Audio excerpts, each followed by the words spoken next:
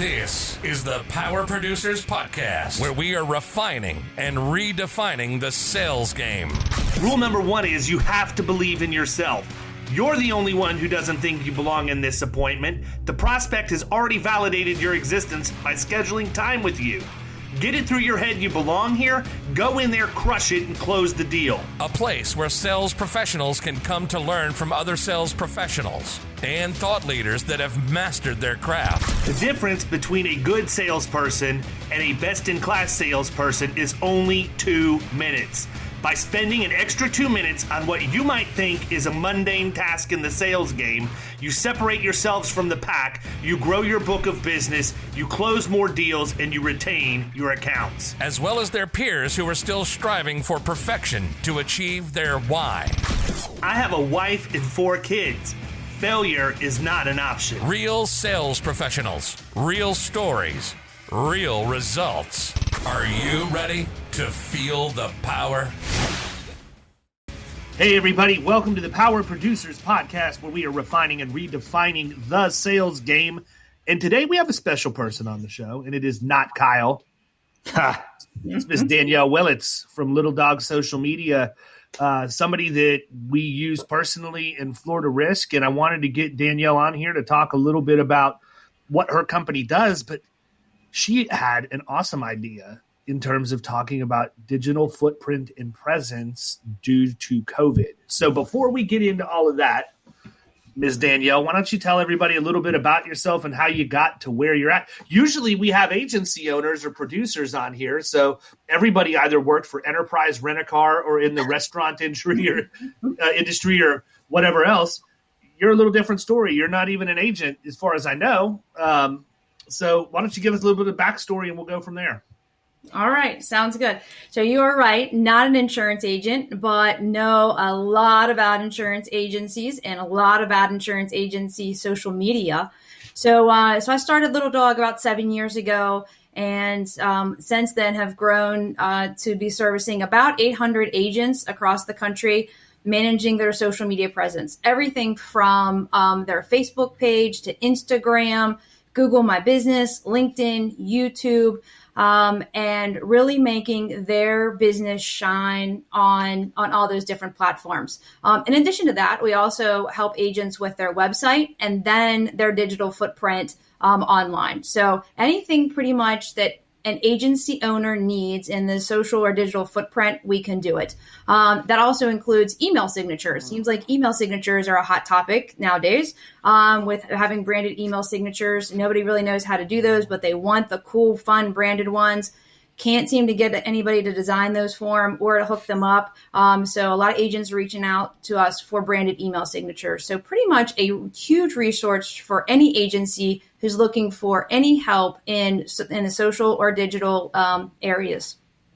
So how did you get to the insurance niche? That's my question, because you said you know a lot about agencies. I know you know a lot about agencies. I just want to know why that was the angle that you went. And number two, is there any other vertical market that you play in outside of the agency space? All right, that's a good question. So how we got started in the insurance industry was, it's a great local story. We had 2 independent agents, or 2 agents that were brothers here in our local town.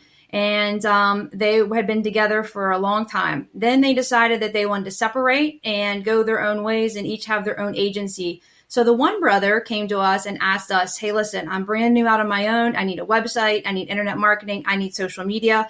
And of course, this is 7 years ago. So believe it or not, it was still, how do you create a Facebook page, right?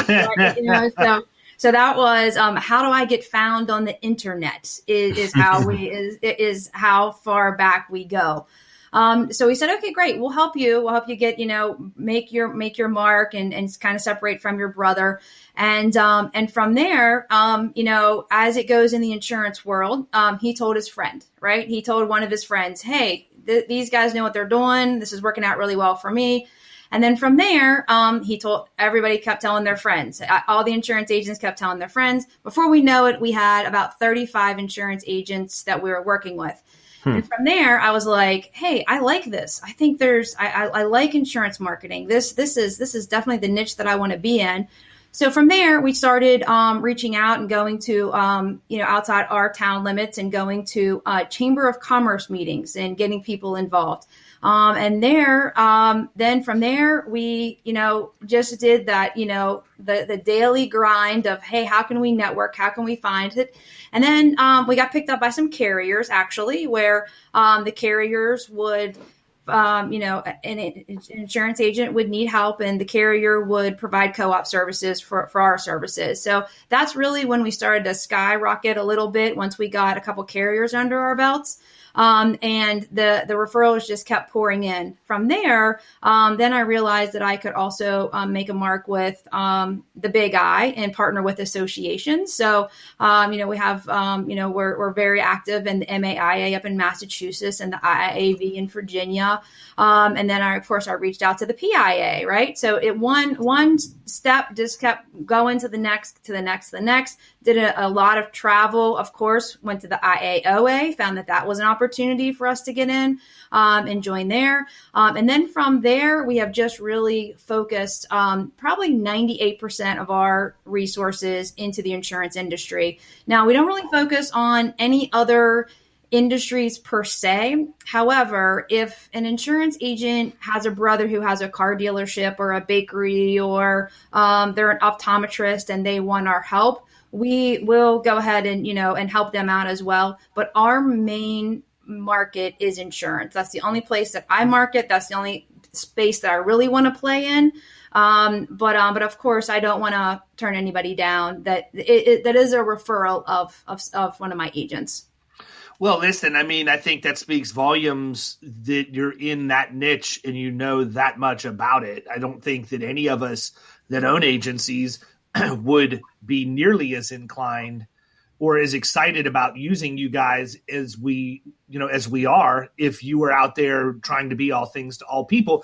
Specifically, I can only speak obviously expertly about my own agency, but we don't try and be all things to all people. We know what we're good at. We know what lane we're going to stay in. And as a result, we've had some success there.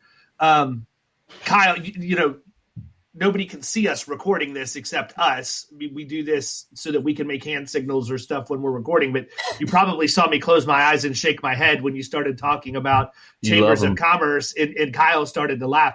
I despise chambers of commerce. Okay.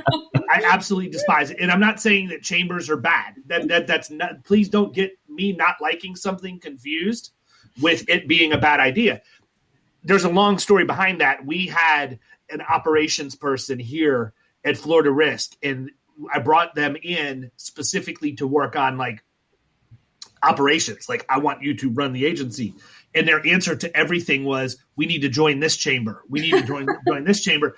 And I kept trying to articulate, this isn't what we do. This isn't the businesses that we represent may be a member of a chamber of commerce. They're never there. The networking events, the CFO of a $50 million company is not hanging out next to the noni juice lady at the chamber meeting. Okay. It's just, it's not happening. So there lots of history and inside jokes about that, which what a time that was. But I will come full circle. I don't remember exactly which account it was. You might, Kyle, but there ended up being some relatively large piece of business that we wrote because of this person being involved with the chamber somehow. I don't remember. I begrudgingly admitted it. Yeah, I don't remember the specific account, but I do remember it happening. and now we're members at 10 different chambers. Yeah, exactly. we collect chamber plaques. So between David and I, we are owners of now 4 little dogs. So how did we arrive at mine's not so little. But go ahead, talk a little bit about the name. He looked little. Whatever.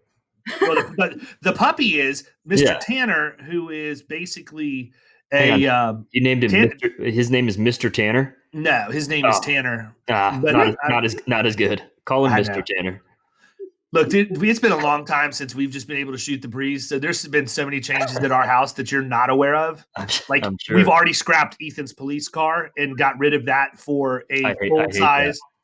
No, he got a full size, one of those 4x4 golf cart things that people drive into the woods. A gator? You know what I'm talking about? Yeah, Like, like you a talking gator like or a like a gator? buggy. Yeah, kind of like a gator, but it's more like it's kind of like a cross between a four-wheeler and a dune buggy and a golf cart. If you mixed all of those together, Okay. it's not the gas powered thing. It's electric Oh, powered, okay. Okay. but it goes 4 times faster than the police All right. vehicle did. I'm And on board. Plus, you can install a light on top of that bad boy, and he can already still. did, Yeah. and a Yeah. megaphone. Yeah. Yeah. And his sister can ride in the passenger seat, and it's got a jump seat in the back for 2 more people.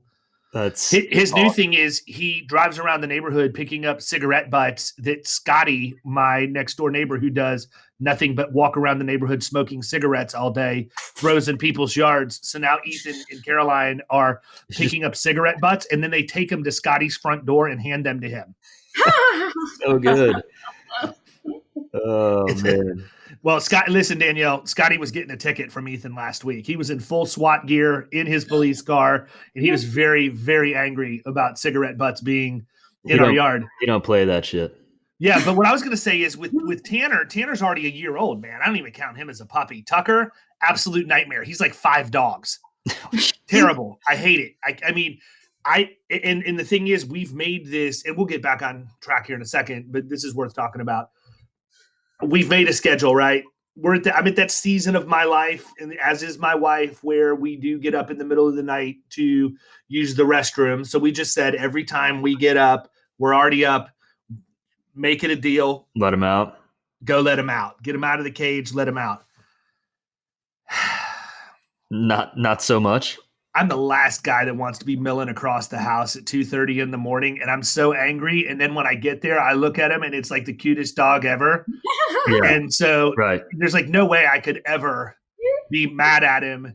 That's the worst part, man, is the potty training of those guys. It is. It's, Once he's potty trained, he's good. That's why Right. that's why Tanner's so awesome, man. Like, unless he like gnaws off one of my kids' faces in their sleep because he's just got a weird issue that we don't know about. Right.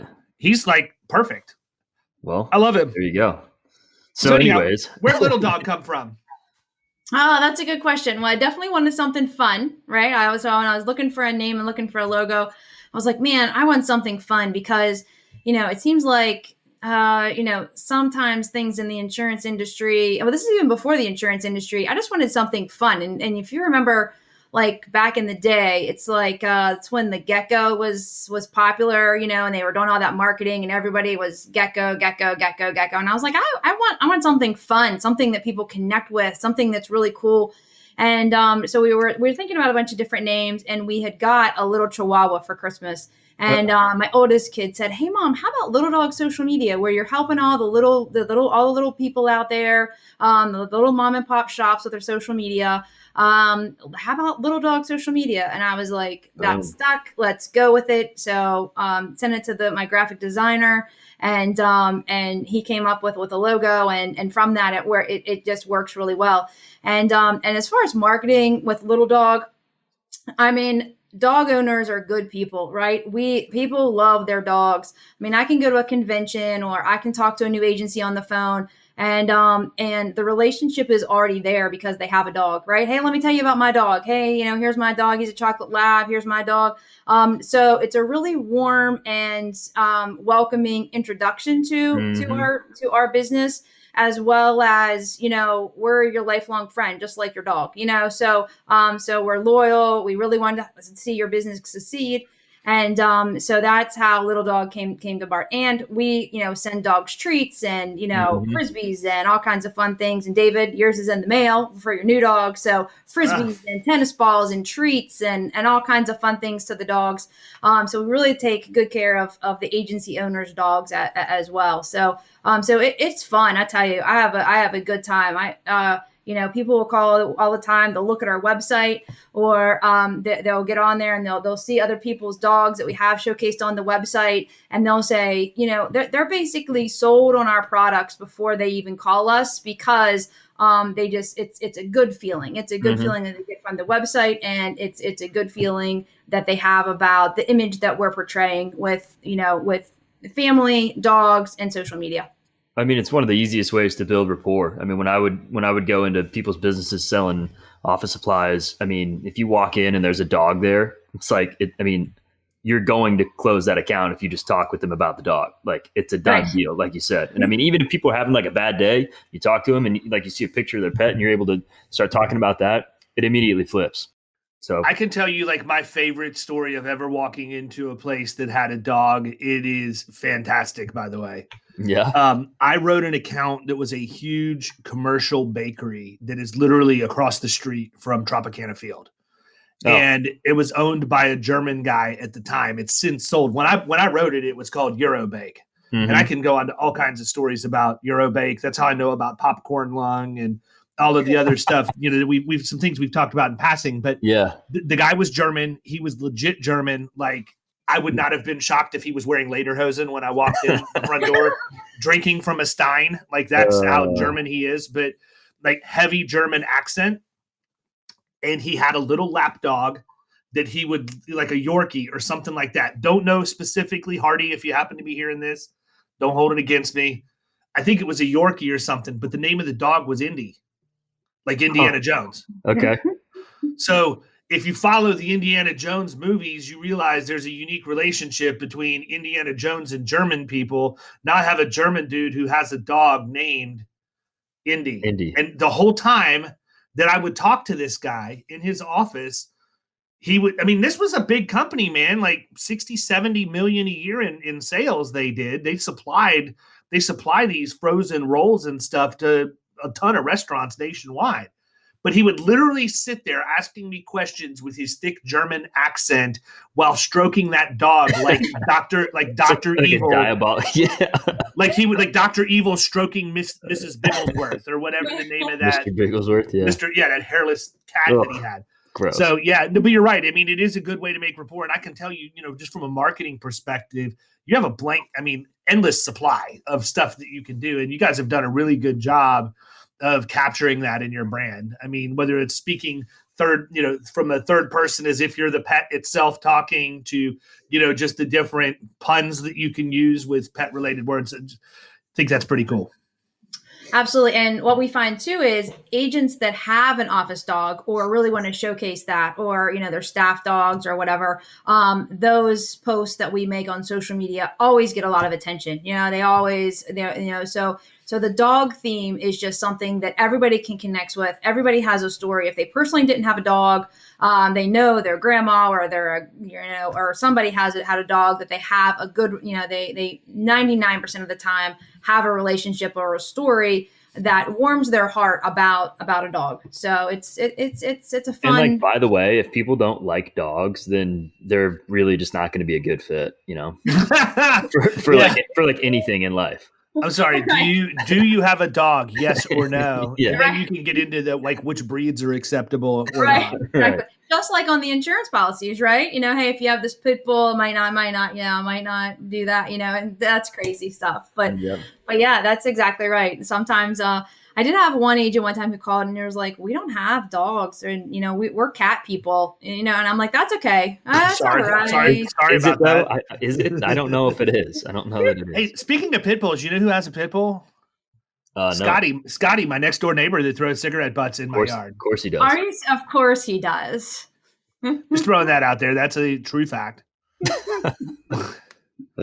Which honestly, Ethan has been told numerous times he's not allowed to reprimand Scotty when he has the dog or the dog itself, because when Caroline was born, I came home to get the stuff to go get her at the hospital and pick her and Annie up. I left the hospital, drove home. Grayson rode with me.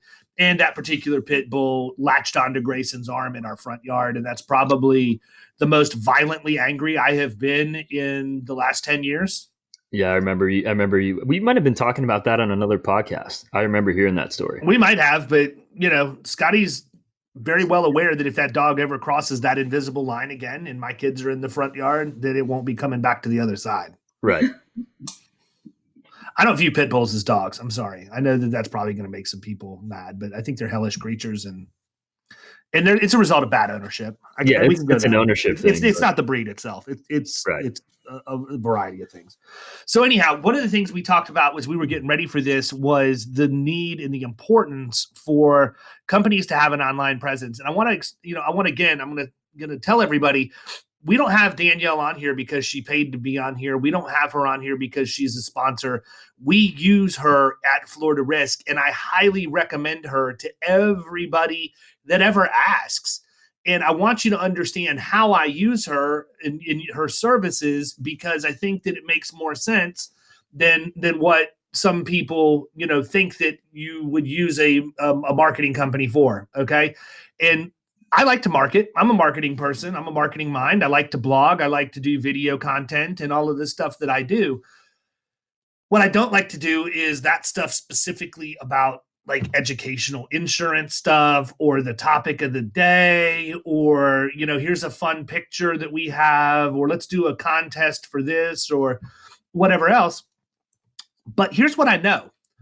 When I reach out to a prospect the very first time, I've got a resume that they're going to look at. Now, I'm not physically handing them a resume, or I'm not emailing them a resume, but I've got a resume online. And my resume typically looks like my company's website, my LinkedIn profile, and then any other social media assets that Florida Risk Partners has, whether it be Instagram, Facebook, Twitter, any of that stuff. And I'm well aware that I can use Hootsuite and some of these other things out there if I wanted to take the time to schedule this. But the main reason why I made the decision to reach out to Danielle and engage with Little Dog is because I want people to see that we have a presence and we're active. I'm not asking them to come in and give me, write 1,000-word blog post on additional insured endorsements.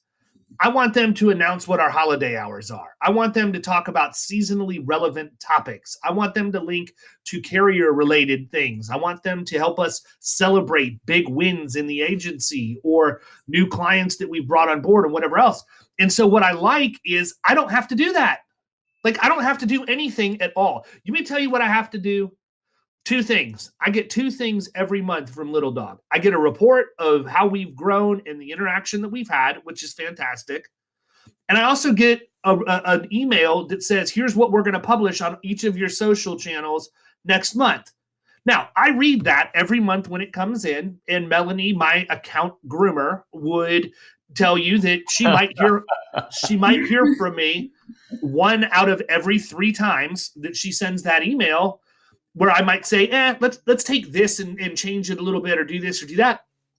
But it's a 5-minute process. Mm-hmm. What I get from that is never having to touch social media, or more importantly, touching social media so that I'm truly interacting and engaging with people meaningfully, as opposed to just trying to slap up content. So I know that for what I pay every month, which is beyond fair, I'm trying to figure out how you make any money with what you charge. But what's beyond fair, is anytime somebody goes to my company's Facebook page, Twitter account, Instagram, LinkedIn page, my personal LinkedIn profile, whatever else, they're always going to see stuff. And they're always going to see stuff that was recently posted. And that's all I could ever ask for. That's what I need. I don't need you guys coming in and recreating the wheel. And I think that's where a lot of agencies lose focus, right? Is they don't understand the value in that. If you had 3 agencies competing for a piece of business, and I have the social presence that we have, and the other people are trying to manage all of that stuff in-house, I'm going to win every time. Mm-hmm. Every single time. It eat up your entire day. Yeah, I mean, there's just no way. I wouldn't be able to do it, if I had to keep up with it in-house. So why don't you talk a little bit, Danielle? I mean, now that I've laid the groundwork for kind of how we use you, and I'm sure everybody's going to check out, no pressure, going to check out and see what's on our stuff. But why don't you talk a little bit about the services that you offer and what you're seeing right now? Because if there's ever been a time where a digital footprint, an online reputation, whatever, buzzwords we want to use, was important, it's right now. I actually just published an article for Agency Nation that I shared on social today that talks about agencies and what we should be doing and how we should be creating messaging to our clients, specifically around our capabilities, right? But there's no better way to do that than social media. I think a lot of people missed the boat going into COVID because they didn't have the digital footprint, and it's too late. Oh, and I wrote an article that a blog for Killing Commercial that I just published this morning that talks about the three kinds of insurance people that are out there. There's adopters, adapters, and do-nothings. Those are the three.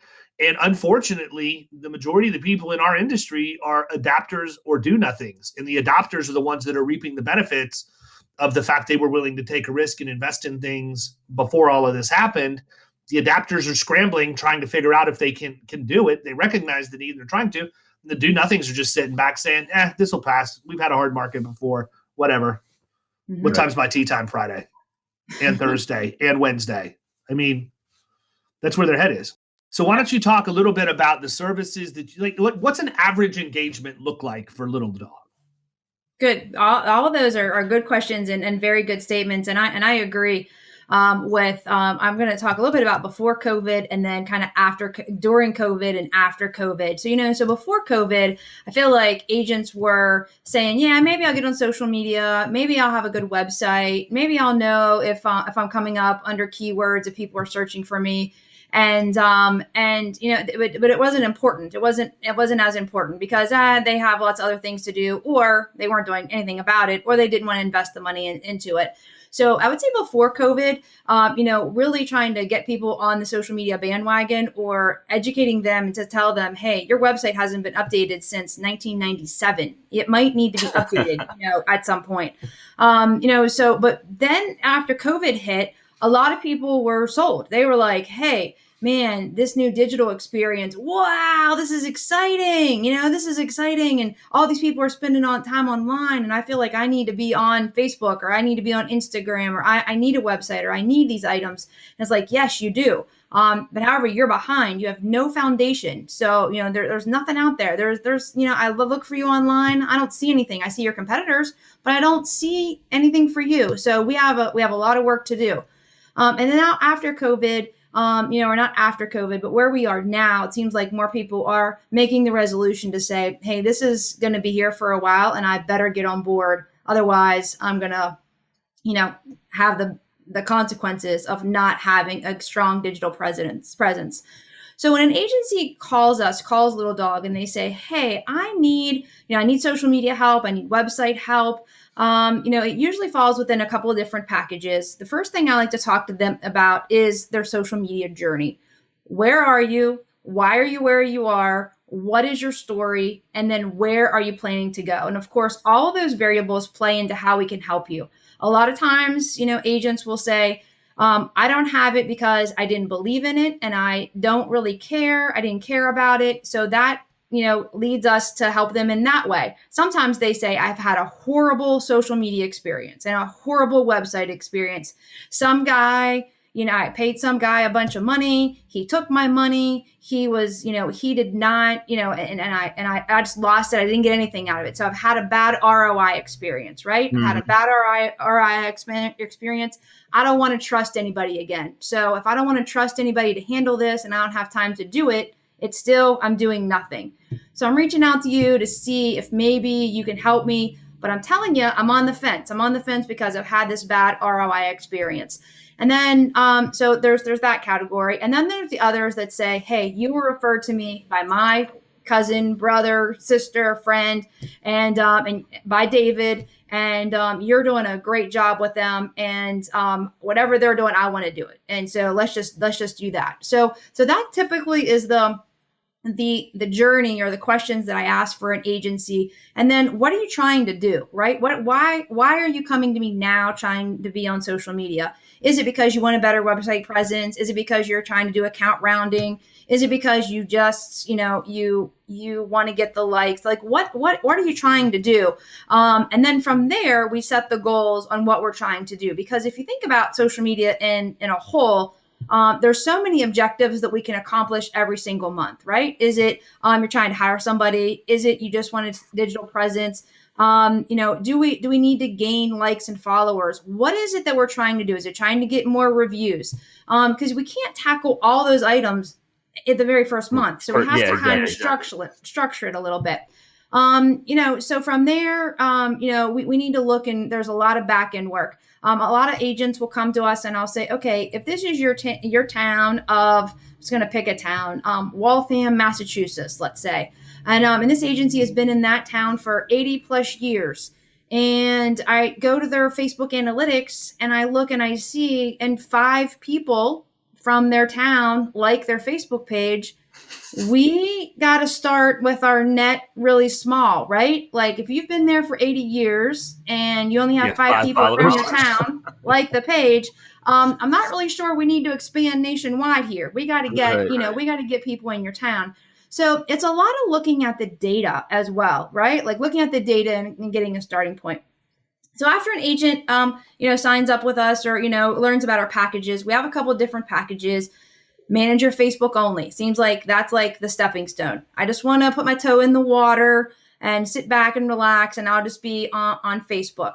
When they sign up for a Facebook only package, we manage their Facebook, which means we write the content. We talk to them about the strategy. We're looking at getting likes. We're managing reviews. We're looking at everything, and then we're reporting on that every single month. We also do boosting and ads for them. So if they want to, do boosting and ads, we can come up with that as well. So that's on Facebook only.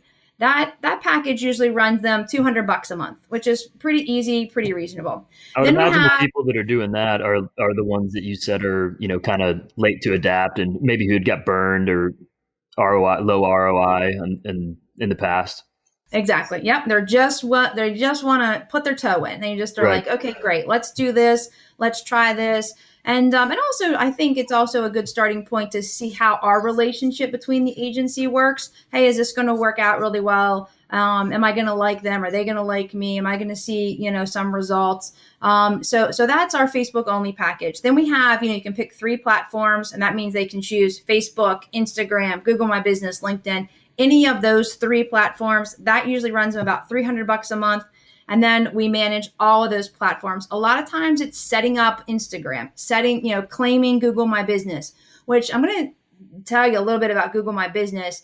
It's a social media, it's not really a social media platform, but I consider it a social media platform because of its value. That Google My Business listing has the ability to tell us so much data, how many times people have search for your agency, how many times they click to the website, how many times you've had click to calls. Looking for that information has been really good. And then we can also do keyword posting on that as well. And looking at the data, a couple of my agents that I've been looking at the data for, and it says like, how did people find you? And insurance is spelled wrong, right? So many times people spell insurance wrong. They put the A and the N backwards, right? All the time. It's like a common thing. So we started spelling insurance wrong in our keyword postings, telling the agent, hey, listen, you're going to see that. You're going to see that insurance is spelled wrong for a reason. It's spelled wrong for a reason down in our keyword posting, because we know that in your area and for the last 65 people who found you, they spelled insurance wrong. So let's play on that, right? Let's play on that spelling error to get people to come to your business. So as long as you know. Two things really quick.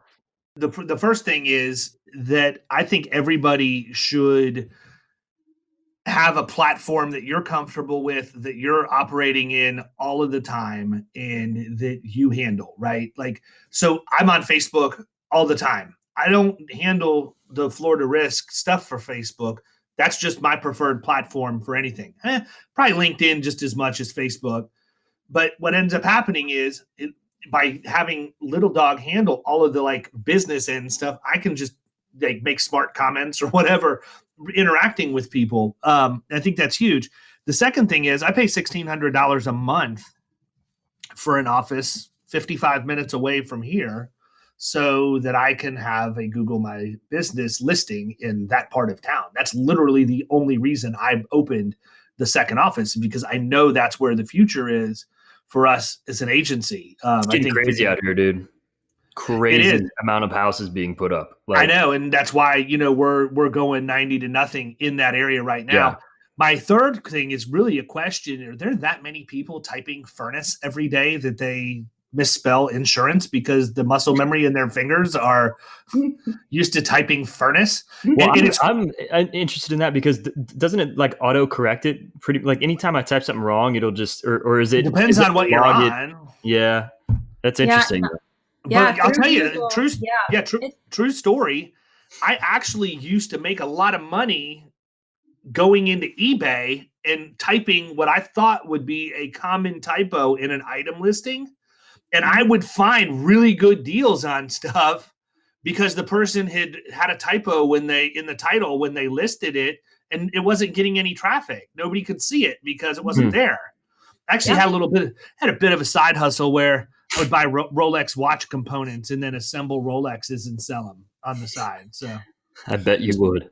Just a little hustle that I had going on. Just walk down the street in your pea coat and open it up. Nah, I didn't have that much inventory I was carrying at a time, but I did that for a couple of years. I had a buddy that had a jewelry store that was in the business, and I could just go get the component parts, throw him a little coin for making, assembling them, and then I'd relist them on eBay. And then if you'd have Scotty next door, with his pit bull, I mean, you'd have security right there. He's too busy banging heaters and throwing them in my yard. Oh, man. Well, Scotty would be blown away if he knew he was even mentioned on this podcast. What a crazy story Scotty is. But anyhow, I mean, I think that's a huge point. So not to interrupt, but carry on. You were talking about Google My Business, and I couldn't agree with you more. And I do think it's interesting that you pick up on that because that's something that I noticed years and years ago that you can use to your benefit. Yeah, I agree. And then onto the Google My Business, are you on the 3-pack, right? So if somebody types in auto insurance and your town name is, are you on the 3-pack? Are you on the 3-pack map listing? If not, what can you do to get there? How many Google reviews does an agency have? Is it 1? Is it 50? Is it 100? That plays in. And if you don't know how to get them, we can help with that. And then what happens if you get a negative review, right? If you get a negative review, do you need to craft a response to that? We help write negative review responses. And then also on the positive reviews, are you responding to those people who took time out of their day to give you a nice positive review? We have systems in place to help to make sure that those people are being responded to as well. So Google My Business is very important. And then on to the other platforms, we help agents with LinkedIn. They don't have a LinkedIn presence. I talked to a guy and he's like 65 years old, but on LinkedIn, he's 32, right? I'm like, this is not what you look like. You need to update your picture here on LinkedIn. Claiming the company page is important, and making recent updates is very important. So LinkedIn is also a great place to play. YouTube. Now, we do videos and do YouTube for them as well. I think YouTube is another underutilized platform that we can use. Instagram, of course, is very good. And I have a great story about Instagram, actually. So we were working with an agency, and they called me and they were so excited. They were like, Danielle, we just have to tell you this. This is so great. They said, we just signed a lady who has 9 different areas of dog walkers in our town. So she has 9 different locations of dog walkers. And she says, we just wrote her business. And I was like, oh, that's exciting. Yeah, I like dogs. I like dog walkers. That's great. He's like, but do you know what's even more exciting? And I said, what? He said, the reason that we wrote their business is because she called and she said, thank you for paying attention to my Instagram. You guys have liked and commented on my Instagram post for the last 3 weeks. And I just think it's so nice that somebody takes part in my business that I want to call you and I want to move all my insurance to you. Now, nobody in the agency was doing that. That was us here at Little Dog, right? So we were going in, we were liking, we were commenting, we were saying nice things as the agency, and that turned into them writing that policy. So we've done that for in the craft beer industry. I mean, any industry that somebody wants to target, photographers, yoga studios, all of those businesses. All those people that play on Instagram, if you're not, and it doesn't have to be, hey, I'm gonna, and David will speak to this. I know he hates this on LinkedIn when you connect with somebody and then you say, hey, can I write your business, right? Like, who hates that? So we do the very soft approach on LinkedIn where we find the account, we like it, we start commenting as, oh my gosh, those dogs are so cute, or this is a beautiful sunset, or whatever that might be. we do the slow, warm approach. And then when it's ready, then we can either ask for the business, but usually that person or that business is reaching out to the agency saying, hey, listen, you're paying attention to me. I get it. I want to do my business with you. So all of our approach is not the approach of, connect with you on LinkedIn and then send an automatic message about how we can save the day. So we don't like that approach, and we don't do that, but it's worked time and time again on Instagram. And I love to convert business from Instagram. It was one of my favorite things to do. I can tell you that my wife absolutely loves it when I get an automated LinkedIn solicitation within seconds of connecting with somebody. She loves it. There is no quicker way for me to lose my mind than if somebody says, hey, checked out your profile. Like, they took the time, right? Hey, I checked out your profile, would love to connect. Now, I know if it's automated or not by whether or not it has my middle initial in it, because my LinkedIn profile says David R. And if they say, hey, David, checked out your profile, highly likely I'm going to accept a connection from that person because they didn't just use a token to pull David R. out of my LinkedIn profile and market to me. You hit me up with, hey, David R., the first thing I am going to do is just light you up, like, immediately. I love it. Like, light me, like I am. I'm going to say, hey, well, I'm not going to connect with you. Let me give you an hour's worth of reading in terms of free advice on how you should be marketing. No, but I'm going to tell you, people, listen to what I'm getting ready to tell you, because this is worth its weight in gold. LinkedIn is a polluted pond at this point. It is very difficult to market on LinkedIn compared to where it was 10, 15, 20 years ago. I actually was a very, very early adopter of LinkedIn. I've been involved in LinkedIn since the early 2000s. And so I've not always been as active as what I am now or whatever else. So I've seen the progression. And here's what I know. We have two choices. We can look at LinkedIn and say, polluted water. I'm not jumping in at all. I don't want anything to do with it. I'm sick of LinkedIn, so everybody else must be sick of LinkedIn. Or you could do what David does, just do a freaking cannonball right into the middle of the polluted pond. I don't have a problem with it, because in my mind, this is no different than competing against other agents at the closing table, right? If I'm going to compete for somebody's business, I want to do it in an environment where it's very easy for me to make myself look different. And when LinkedIn is as jacked up as it is right now, I can look like an absolute superstar if I just stay the course. Now, I put a lot of content out there. I don't ever reach out to anybody to try and sell them. I don't reach out to anybody to try and even get appointments. I never have to, right? Because they reach out to me. And that's really sort of, we could go all the way back to the first episode of this podcast when we had Bernie Borges on, my good friend who wrote the book Marketing 2.0, but it's about your online reputation and how much you're interacting with people and doing so in a meaningful and sincere way. And what I mean by that is this. When I interact with somebody on LinkedIn, it is usually to congratulate them on a reward or a promotion. Like, I've got an HVAC contractor that I have been going after now for about a year. It's a large account. It's right in our wheelhouse. And I knew from the beginning, this is one I'm going to have to slow play. But they're constantly getting recognized for exemplary performance and all of this other stuff. And I'll interact. Now, I don't do it too much. I understand there's a balance. If I'm Johnny, like every post, and I'm an internet stalker, and I'm probably not going to get anywhere with them. But if you limit it to like interact with 1 or 2 posts a week, maybe send a personal note once a month or once every couple of months or whatever. But I take it a step further, because I want them to understand that it is a sincere gesture on my part, and I'm a real person. And I use LinkedIn voicemail from the LinkedIn mobile app. So when I send that message, I could say, hey, look, congratulations on being Dealer of the Year. This is like the 3rd year in a row for you. Really proud that you're representing our region so well.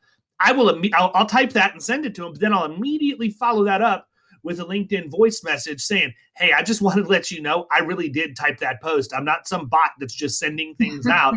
I'm happy for you, proud of your company, and just wanted to let you know I really enjoy following everything you're doing. It's been awesome. What's in that for me? Absolutely nothing right now, other than you do feel pretty good when you compliment somebody or you recognize their achievement.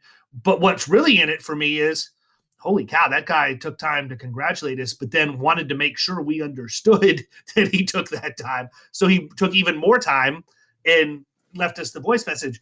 That is a trick that many people don't even know about. Okay. Mm-hmm. So if you listen to this podcast or you have listened to it, I may have just given you the best tip for 2021 right out of the box. Learn about LinkedIn voicemails and use them, period. Mm-hmm. Agreed. Yep. There are so many avenues on the social media front that need paid attention to that, you know, if somebody's not paying attention to it, then you're just going to get trampled because somebody else is going to be doing it, you know? So I think social media in 2021, your digital footprint, anything that your agency needs. I mean, agencies will say, hey, I need a flyer. I need a flyer to go to a presentation and I don't have time to make it. But here's my scribbled notepad. Can you make this into something good? And they send it over to us and we send it right back to them. I mean, it's, I think, you know, whatever is in your wheelhouse, whatever you want to accomplish, it's up to you to do it, right? It's up to that agency to figure out and say, hey, I need to do this. And if social media is a part of that and you can outsource that to somebody like us who knows what they're doing and understand that, hey, LinkedIn voicemail is working right now, but is that still going to be a feature in 3 months after you get used to that? Maybe they'll take it away. Maybe they'll change it. Maybe the dashboard will change. You know, somebody has to be understanding what's going on in the social media world, how the analytics work, how everything works together for your agency to make that grow. And that's just 2021 for you. You know, I mean, that's what you have to do. If you're not investing in social media, if you're not investing in your digital footprint, if you're not taking part of that, then, you know, there's going to be other cold-blooded killers out there who are going to do it, you know? Well, what I just heard was that if you can't figure out how to get it done, Danielle laid the gauntlet down and said, send it to us, challenge us. I never even thought about sending you guys graphics before. Well, guess what? I'll send them to you now. That's for sure. You know, I think that just the matter of having convenience. Here's my problem with insurance agents, and I'm not going to drag you into my private hell with me, Danielle, because you have to work with these people. I just work alongside them. Agents are cheap. They don't get it, right? And listen, don't agree or disagree because a lot of people are going to hear this, and I don't want to tarnish your pristine reputation. You guys are cheap, people. You don't understand what your time is worth. And here's what I heard. For $300 a month, you can manage 3 of my social media profiles for me. How much time would it take for me to do that? Let me take that and divide it by, $300. Okay. Yeah, it's not even close. And if I make more than that per hour, why am I screwing around with it? Right. You know, we get so caught up in trying, like, it blows my mind. People are so scarcity mindset driven. They don't look at it with an abundance mindset. And in order for me to have any level of success, to be able to support producers or to be able to go out and work in Killing Commercial or even to have fun on the podcast, to have people like you on and talk about things that are changing the way our industry does business, I wouldn't have time for that. It would literally be, with all the stuff I have going on, number one, I'd have to cut like 2 or 3 things out completely that wouldn't even exist. Mm-hmm. And even then, I would do a marginal job because what's the first thing I'm not going to do? Screw it. I'm not posting to Facebook today. Right. And then it becomes a snowball and then, then it's out of control after that. It's like the gym, right? Exactly. Everybody's batting 1,000 for the gym in 2021. Where are we going to be February this time? You know, it only takes one day of not going, Kyle. I'm not going back to the gym. Okay. I haven't been in 8 months. Not happening. Yeah. I mean, but that's the metaphor that's always used. It just takes one time to not do it. And then it never gets done again. People, I don't even know what to tell you. To me, there's no better solution, more cost-effective solution, easier people to deal with, easier people to get along with. They don't exist. So I'm going to wrap this up because we're getting close on time. But Danielle, I want you to tell everybody how to get a hold of you, where to find you, and all of that, because I know people are going to want to reach out. And if you don't, shame on you. I will club you like a baby seal. Oh, God. I'm just kidding. I would never club a baby seal, but I would club you if you don't call her. So, Yeah, the best way to call us, of course, go on our website. It's littledogsocialmedia.com. Of course, you can always reach me by my cell. That's 301-876-3779. And my email address is Danielle@teamwillets.com. So, and they should be able to find out all that information. You can hit me up on LinkedIn as well. So, and there's lots of ways to reach out. And then if you do decide to sign up, it's really easy. We're really quick to get everything turned around. There's not a waiting period. If you say, hey, sign me up, we're usually getting access to platforms and writing content within a couple hours. So nice. We have a healthy staff. And by that, I mean, we're well staffed and they're also healthy that they don't have COVID. So, we have lots of room for growth and we're just looking forward to helping agents in 2021. So I'd like to thank David and Kyle for having me on. This has definitely been a pleasure. And of course, we all love dogs. So we're a great match because we're the dog people. Listen, right. Let me tell you something too, and I'm going to wrap it up with this. If you want to talk about fast, my goodness, I got a notification that we had a positive review left for us on Google. I fumbled around with my phone for a couple of minutes trying to figure out how I could get there to respond to it. Decided I'd get up and go to the living room. By the time the office from the living room, by the time I got into my home office, Little Dog already had the reply up. I mean, it was literally like 5 minutes from the time I got the review. So people, don't stress over this stuff. Just outsource it to somebody that's better than you. Seriously. With that, we're going to wrap up. Danielle, thank you so much for being on. Always a pleasure to talk to you. So glad to have you in our corner. And honestly, we sincerely thank you for everything you've done for Florida Risk. I know that we would not have been able to grow at the rate we have without having you on our team. So it's very much appreciated. Awesome. Thank you very much. Absolutely. Have a great day. Thank you. See ya. You've been listening to the Power Producers Podcast. You can follow Killing Commercial Insurance on Facebook and YouTube. And if you want to take your game to the next level, check out our book, The Extra 2 Minutes, and our website, killingcommercial.com.